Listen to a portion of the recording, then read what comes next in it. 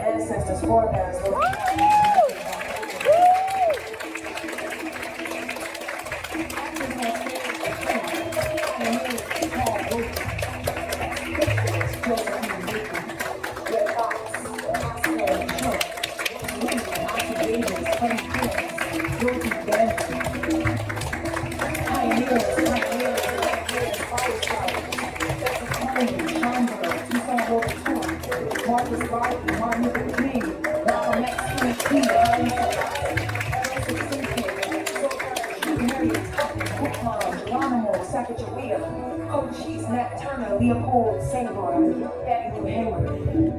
ancestors, forebears, were forgotten and remembered. Watch over us, watch over us, watch over us, watch over us. Ancestors, forebears, were forgotten and remembered. Watch over us, watch over us.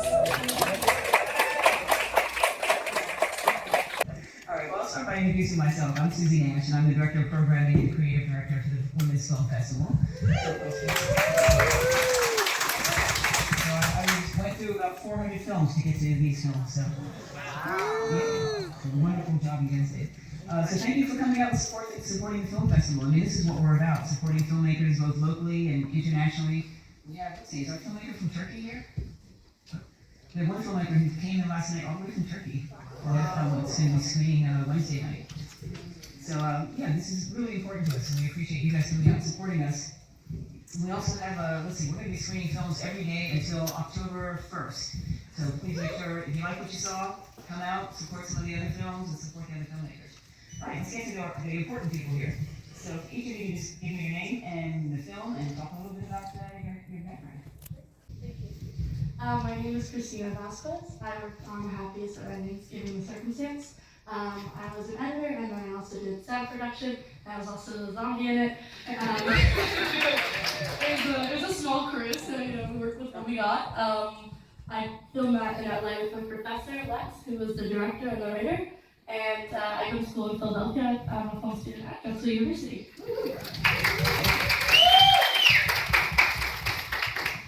Hello, my name is Madam Saito. Now my name is the Queen of Biniho. Yes, I'm very glad to move from Tokyo to Philadelphia. I love Philadelphia. We who here, everyone put different country, everyone had the same idea that we want Philadelphia will be the greatest in the world.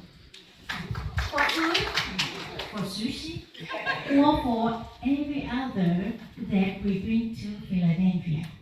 I feel very loved with Susie and Philms.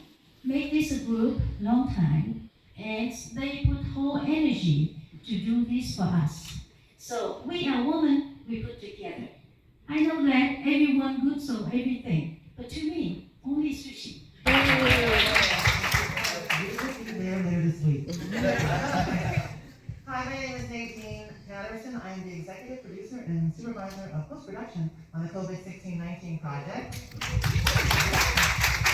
co-founder of SIFT 2815 along with Lois Moses, who's here with me on stage. And there are other people out there like Tatiana Bacchus, who's also a co-founder of SIFT 2815. We are a women's media arts collective, Black and Latinx women and non-binary people. And we are just so proud to premiere this film in our hometown. Thank you, Susie Nash. Thank you. I mean, the films that we've seen have just been so wonderful and diverse and eclectic. And I too want Philadelphia to be the best city in the world for everything. Yes. And I think in terms of food, it certainly is. And for cinema, it certainly can be and will be soon. So thank you all for coming. Hi, I'm Lois Moses, and I guess my ikigai is, and that is purpose, is to really restore the divinity and primacy of African American women through art and scholarship.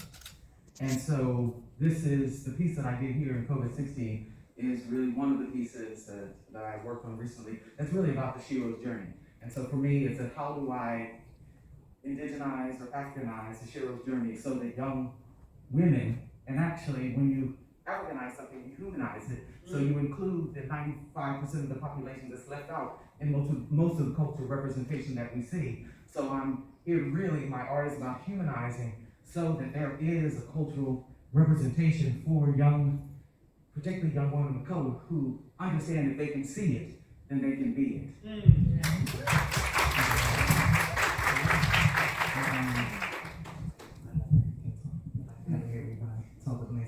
Hello everybody, my name is Ebony Zamani. I'm here with my SIFT Media 215 cohorts and collaborators who are also here in the audience with us. My mom and my aunt and my family are here as well. Thank you for being here. My film was called On the Front Lines. It was the third film that you saw with Thea Trishman, who a lot of people know. Nurse Tony T, who's somewhere in the audience with us here. Here she is in the back. And Shakira King, who is the community organizer with the green hair that you saw. For my project, I really wanted to focus on the sort of folks who were essential workers and frontline workers who were Black, because my work is always centered around sort of telling very diverse, dynamic, complicated stories about Black people's lived experiences and lives. And for me, I had thought a lot about Zora Neale Hurston's work and the work that she did in her lifetime to bring forward a lot of Black folks' voices who had been enslaved, and so many stories. If you're not familiar with her work, you should be. And so at the time in 2020, when there was so much happening, I talked a lot to Nadine and Lois and Nikki about wanting to make sure that we capture right in the here and now what was happening with Black people while we are experiencing this pandemic. And so I'm so happy that we had, the lived experiences of a nurse and a sanitation worker and a community organizer to be, almost like a time capsule. That's what they've all told me when I've spoken to them personally, that they're so glad, and even 3 years later to look back on things, it still feels very much like it was yesterday. So, yeah. And also to Nicole Harmon, who did the piece, The Last Responder. And I want to give a shout out to Keith Hodges and his family, Susie and Cameron. They're here in the audience.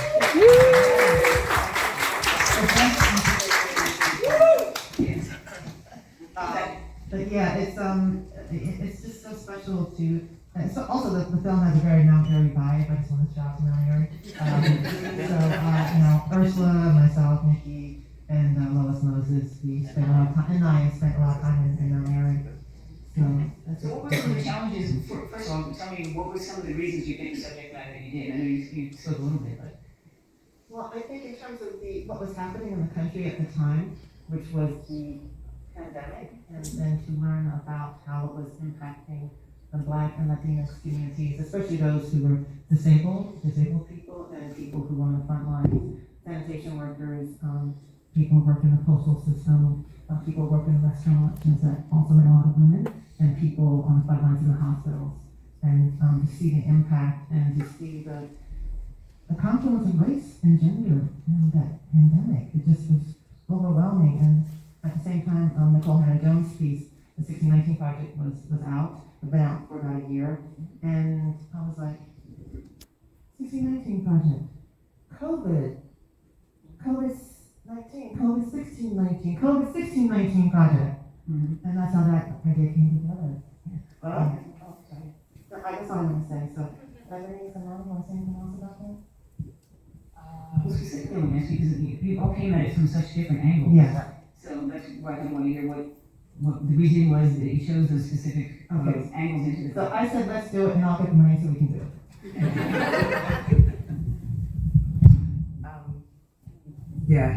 I think that Nadine pretty much covered it, but I think that, again, we were thinking a lot about how COVID was impacting Black and Latino communities, all communities that we are a part of, so people that we knew, and then also having the conversation around what was happening in the country with pushback on, what is now called critical race theory, and, people, particular communities' histories now being pushed up against and questioned and all of the things. And so, as cultural workers, and I think we talked a lot about bringing Tony K. Pombar's work in, is that, our positioning is we have the ability, we have the platform, we have the talent and the know-how this is how we contribute to the conversation and to what's happening currently, you know? And so I think that was really wanting to put the two together and give voice and have space for people to give voice to their lived experiences and to what was happening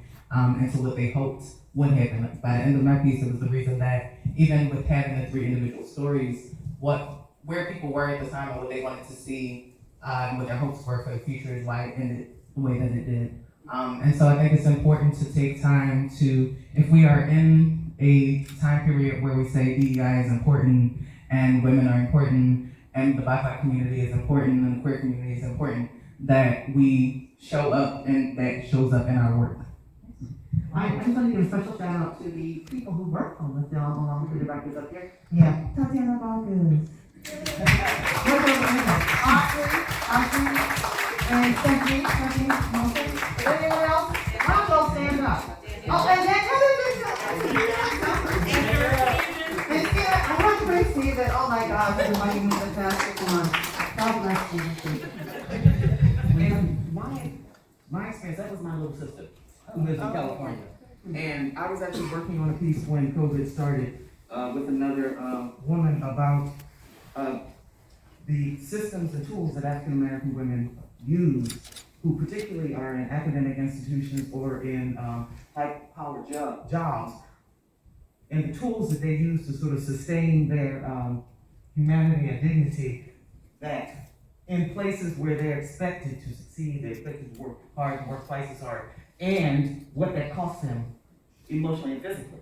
And many of these women, so we were in process of interviewing these women, and my sister ended up being one of them. And after the interview, and this is, you can see, early Zoom, we just stayed on the phone for, on Zoom for 2 hours. And it sort of occurred to me, this transformational process, because you see the George Floyd thing, which becomes an intersection in this. And I thought about Derek Bell talks about the interest, because of the intersection basically of confluence, and it's called where the interest convergence, and it's the principle that social change for minority groups occurs when their interests align with those of the majority.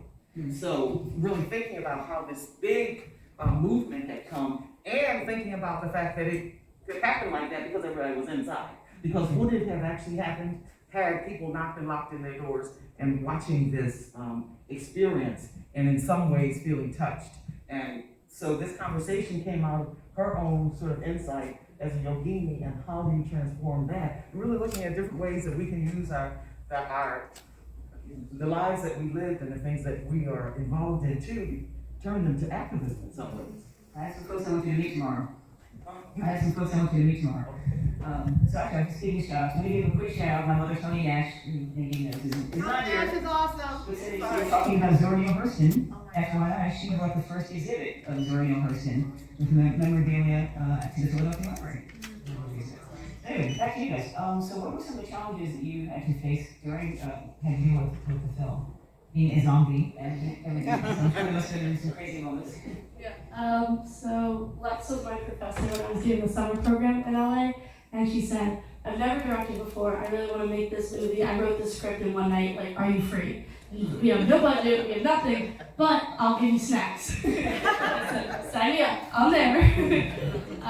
So we had borrowed equipment from different people, different mics from somewhere else, a mixer from somebody else, and we just gathered and we used one of our friends' houses. So it was very like a quick shoot. Wanted to actually it like in a bunch of festivals by like a certain deadline, and I think we shot it, mixed it, and edited it all in 1 month.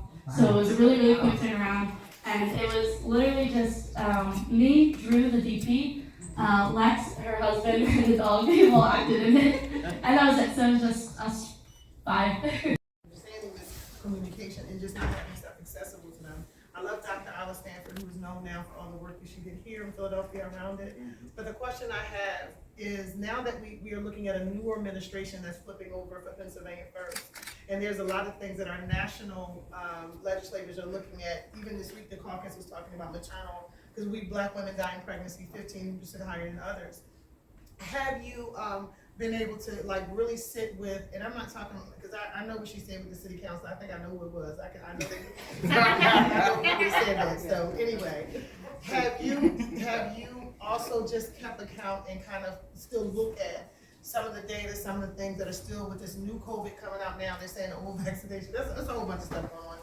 But have you like kind of utilized your platform with this? And if you haven't, I think you should use this film, going to legislation, talking about it in hearings, making sure that now this administration is coming new. We probably will have a new mayor, for the first time, a Black woman. Not saying that we don't know who's going to raise, but just in case it is, have you all decided to even band together in Philadelphia and come together with the film, with the arts, and also on the medical side with nurses and stuff to really fight hard to rally to make sure this funding is being allocated, right? So that you can tell these amazing stories about this is the disparities that's going on. And at the same token, making sure these new administrations, right, all the way up to DC is really carving out dollars to tell these stories, as well as to make sure on the health and equity side. Right, that's a lot, but I think you got it. You're doing it. That's a lot, and you took a lot and embodied it in this film. I want to say it's so good to meet you. And we've been talking about that, and Ebony and Stephanie in particular were talking about at one of our early previous meetings how it's important to have a document, but it's also important to think about how this disease is still with us going forward. And of course, racism is still here. Yes. In fact, my mother, Marlene Patterson, shout out to her, awesome filmmaker. When I was very young, she explained to me that racism is a mental health issue. It is a disease. And so for me, I look at racism as a disease and COVID is a disease. And the confluence of these two diseases is what's killing us as a nation. So, xenophobia is a disease. It's all a disease. So, cultural workers are mental health workers. So we are in the stages of applying for a grant to a certain foundation, which I will not name. It begins with a W. And we're asking for funds so that we can work with people in the community, activists, cultural workers, medical care professionals like Ms. Tony, and to really get out these issues. Because as I was watching it from the audience, I was thinking, politicians must see this film. Every person in city government in Philadelphia must see this film. And shout out to Sophie. Sophie's in the house. And we're gonna work with her. I think maybe some more people see this film. Thank you, Sophie.